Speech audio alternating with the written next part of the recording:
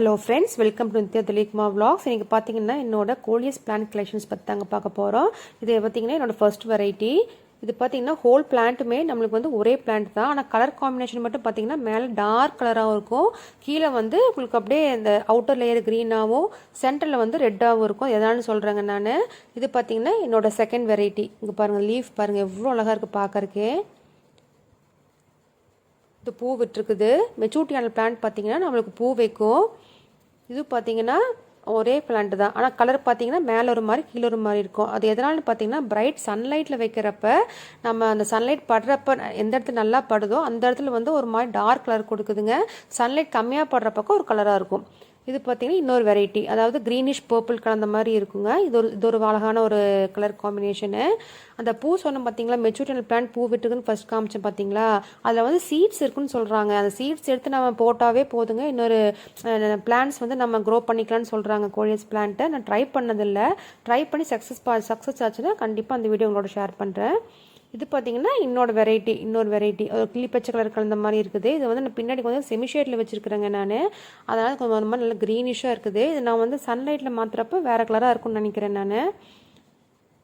அது பார்த்தீங்கன்னா அதோட குட்டி பிரான்ச் கொஞ்சம் உடஞ்சிருச்சு. நான் அப்போவே டக்குன்னு எடுத்து இந்த மாதிரி ஒரு வேஸ்ட் பாட்டில் இருந்தது, அதில் ஊனி வச்சுட்டேன். இங்கே பாருங்கள் எவ்வளோ சூப்பராக தலைஞ்சு வந்திருக்குதுன்னு. கோலியஸ் பிளான்ட் பொறுத்த வரைக்கும் உங்கள் சின்ன கட்டிங் இது மாதிரி இருந்தாவே போதுங்க. இல்லை உங்கள் பிளான்ட் வந்து உடஞ்ச மாதிரி இருந்தால் தூக்கி போட வேண்டாம். இந்த மாதிரி வேஸ்ட் பாட்டில் வந்து 1 லிட்டர் 2 லிட்டர் பாட்டில் இருக்கும் பார்த்தீங்களா, அதை வந்து இந்த மாதிரி எடுத்து வச்சுக்கோங்க. கட் பண்ணி அப்படியே ஹோல் போட்டு எடுத்து வச்சிட்டிங்கன்னா போதுங்க. இந்த மாதிரி மண் கலவை, செம்மண் கலவையோ இல்லை கோகோபீட் எது விட்டு இருக்குதோ கொஞ்சம் லூஸாக இருக்கணும் சாயில், அதுதான் முக்கியம். அதில் ஊனி வச்சிட்டிங்கன்னா போதுங்க. வேர் விட்டு எப்படி சூப்பராக வந்திருக்குன்னு பாருங்கள். இது க்ரோ பண்ணுறதே ரொம்ப ஈஸி நம்மளுக்கு. இது பார்த்திங்கன்னா என்னோடய கோலியஸ் கலெக்ஷன்லேயே எனக்கு பிடிச்ச ரொம்ப அழகான வெரைட்டிங்க. அதாவது கலர் காம்பினேஷனாக இருக்கட்டும், அந்த லீஃப் வேரியேஷனாக இருக்கட்டும், பார்க்கறக்கே சூப்பராக அவ்வளோ அழகாக இருக்கும். இது பார்த்திங்கன்னா என்னோடய முன்னாடி போர்ட்டிக்கோவில் விண்டோக்கு முன்னாடி வச்சுருக்கிறேன். பார்க்கறக்கே அவ்வளோ புஷ்ஷியாக சூப்பராக இருக்குங்க. இந்த மாதிரி பிளான்ட் நீங்கள் எங்கேயாவது போனீங்கன்னா, ஒரு ஹோட்டலுக்கோ ஒரு பார்க்குக்கோ எங்கேயாவது போனீங்கன்னா, இல்லை ஒரு கெஸ்ட் வீட்டுக்கு போனீங்கன்னா இருந்ததுன்னா டக்குன்னு கொஞ்சம் கட் பண்ணி கொடுங்கன்னு சொல்லி கட் பண்ணி கொண்டு வந்து வீட்டில் இந்த மாதிரி நான் பாட்டில்லையோ எங்கள் பாட்டிலையோ இல்லை மண்ணில் எங்கே ஊனி வச்சிங்கனாலும் போதும், சூப்பராக வந்துடுங்க.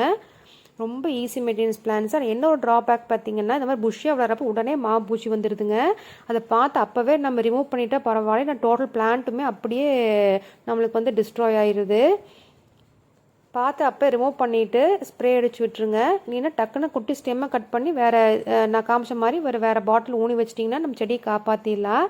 பிடிச்சிருந்தா லைக் பண்ணி சப்ஸ்கிரைப் பண்ணுங்கள் ஃப்ரெண்ட்ஸ். தேங்க்யூ.